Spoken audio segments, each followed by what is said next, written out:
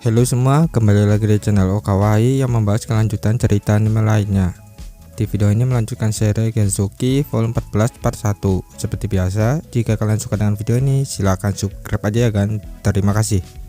Scene memperlihatkan masa lalu Ryo. Ya, kalian pasti sudah tahu lah, kita skip aja. Saat ini Ryo masih mengingat tujuan utamanya, yaitu membunuh Lucius, orang yang telah membunuh ibu Ryo. Oleh sebab itu, Ryo menjauhkan dirinya dengan gadis-gadis cantik yang ada di rumah batu, berharap mereka semua tidak menjadi penghalang untuk bisa membalaskan dendam kematian ibunya. Sebelum menuju kerajaan Proxia, Ryo berkunjung ke rumah batu. Di sana Ryo menjelaskan tujuan utamanya, yaitu balas dendam kepada Lucius yang kemungkinan ada di kerajaan Proxia. Semua orang yang ada di rumah batu mulai bisa memahami perasaan Ryo saat ini, dan mereka semua ingin Ryo tidak perlu memaksakan diri. Tapi jika Ryo tetap berangkat, mereka semua ingin Ryo kembali ke rumah batu. Orphea memberitahukan bahwa Ryo sudah mulai berubah dari segi sikap sifat karena Ryo sudah mendengar isi hati Miharu, teman masa kecil Ryo. Miharu yang pada saat itu ikut dalam pembicaraan mulai gugup dan wajahnya merah. Semua orang yang ada di sana menunjukkan wajah ceria yang bisa membuat Ryo tambah semangat. Kita kembali waktu saat ini. Di perjalanan menuju Rodania menggunakan kapal terbang, tepat setelah Flora dan Christina diculik, Hiroaki dan Roana mendengar sesuatu yang berada di sebuah kamar Christina. Mereka berdua mulai memeriksa kamar itu, dan ternyata Vanessa sudah terluka parah. Hiroaki mulai bingung dengan semua hal tersebut. Vanessa yang masih bertahan setelah menerima pertolongan pertama dari Roana berusaha memberitahukan bahwa Flora dan Christina telah diculik oleh musuh. Di sisi lain, Christina dan Flora berada di tengah hutan. Mereka berdua sangat bingung mengapa mereka berdua tiba-tiba berada di tengah hutan. Namun karena Christina gadis cantik yang cerdas, dia sedikit mengetahui bahwa mereka berdua pasti dikirim ke tempat itu dengan menggunakan artefak teleportasi. Oleh sebab itu, Christina dan Flora berusaha pergi dari tempat mereka saat ini. Karena penculik mereka hanya mengatakan bahwa mereka akan menculik Flora dan Christina tanpa harus membunuhnya. Singkat cerita, Christina berhasil menemukan sebuah kabin atau rumah kayu yang sudah lama tidak dihuni. Mereka berdua masuk ke dalam kabin itu. Di dalam kabin itu, mereka menemukan sebuah surat yang berisikan tentang makanan untuk mereka. Christina yang sudah mendapat sedikit pengalaman dari Ryo saat mengembara, berusaha berpikir agar tidak sepenuhnya yakin dengan surat itu. Maka dari itu, Christina memutuskan mereka berdua harus segera meninggalkan tempat tersebut. Singkat cerita, mereka pergi dari kabin tersebut. Flora bingung harus pergi kemana. Tapi karena Christina sudah belajar dari Ryo, Christina mencoba memanjat pohon yang tinggi untuk menentukan lokasi tujuan mereka. Flora yang tidak mau menjadi beban kakaknya lagi berusaha agar dia yang akan manjat ke atas pohon. Awalnya Christina tidak ingin adiknya harus melakukan hal yang berat. Tapi karena Flora terus berusaha, akhirnya Christina memperbolehkan Flora untuk manjat ke atas pohon. Di atas pohon, Flora melihat asap dari kejauhan. Kemudian Flora melaporkan hal itu kepada Christina. Tapi karena Flora tidak sehebat Christina, akhirnya Flora terjatuh dari atas pohon. Beruntung ada Christina yang berada di bawah. Mereka berdua mulai saling tersenyum dan berpelukan sebelum mereka menuju ke tempat munculnya asap. Singkat cerita, malam hari pun tiba. Kaki mereka penuh dengan luka dan lecet karena mereka berjalan di tengah hutan dengan menggunakan hak sepatu yang sudah rusak akibat insiden penculikan. Mereka mulai beristirahat. Kemudian Christina teringat dengan Amakawa Haruto. Dia mengingat bahwa Haruto adalah Ryo. Christina juga sangat ingin Ryo berada di sampingnya saat ini, karena jika ada Ryo, maka semuanya akan terselesaikan. Christina tidak ingin adiknya terluka parah. Sebab saat ini Christina tidak bisa menggunakan sihirnya karena dia sudah diikatkan kalung budak di lehernya. Di pagi harinya, suara keras Flora membangunkan Christina. Faktanya, Flora sangat ketakutan karena di lehernya ada laba-laba besar.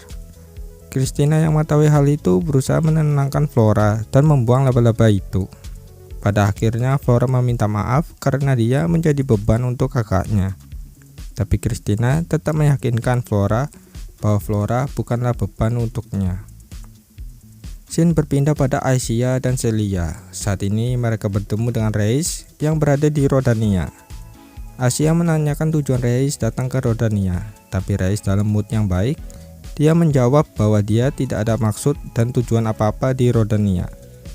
Aisyah yang tidak percaya dengan perkataan Reis, akhirnya Aisyah masuk ke mode tempur.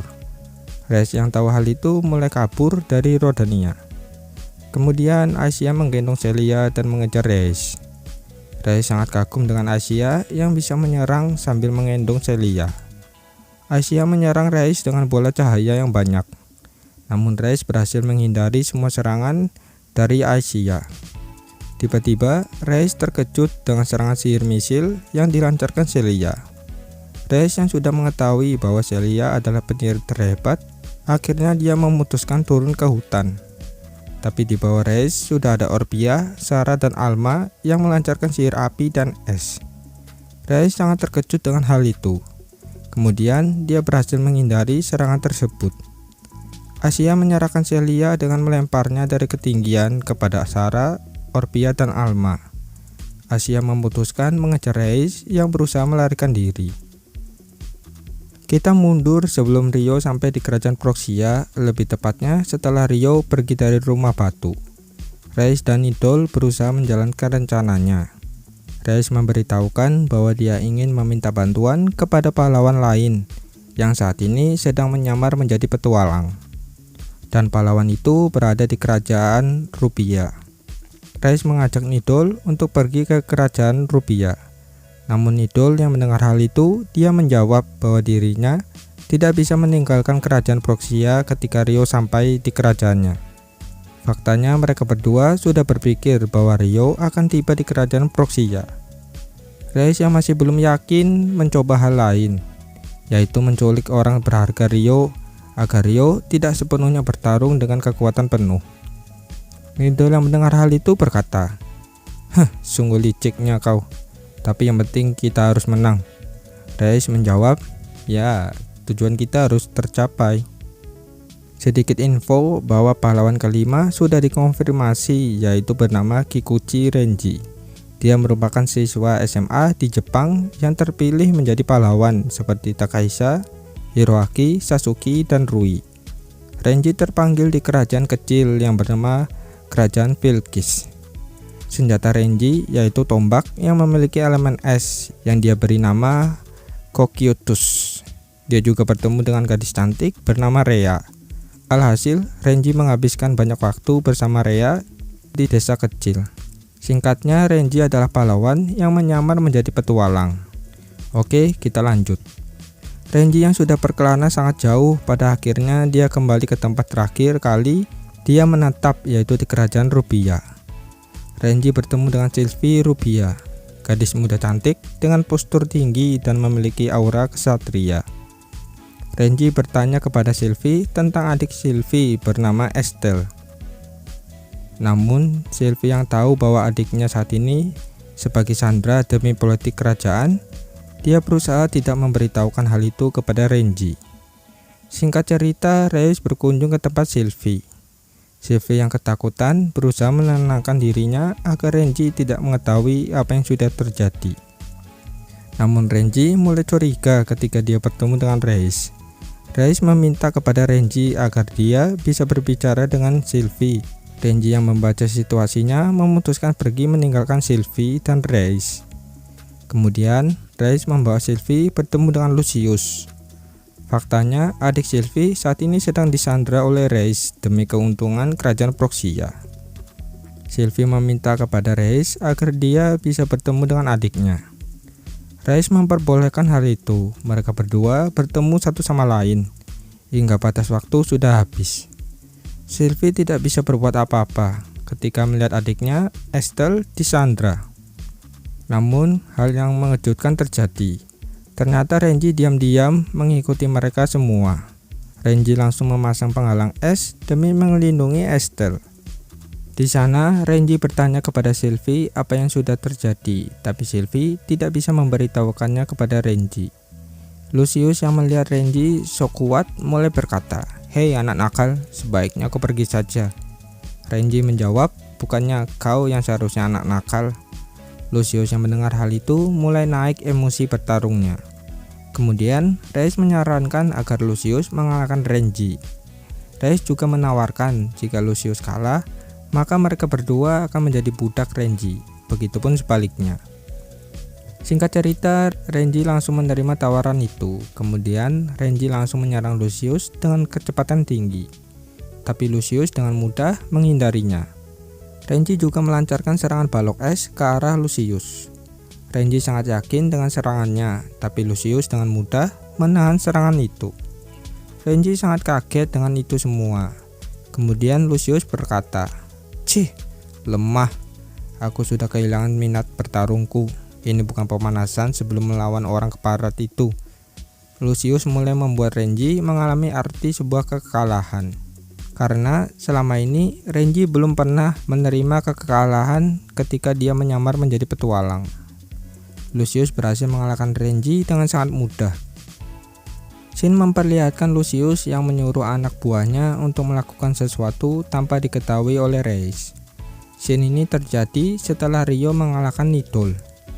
Sebelumnya Reis ingin menculik Celia yang merupakan orang terdekat Ryo, tapi Reis tidak yakin karena ada Asia yang menjaganya. Terlebih lagi, Reis tidak tahu seberapa kuat Asia.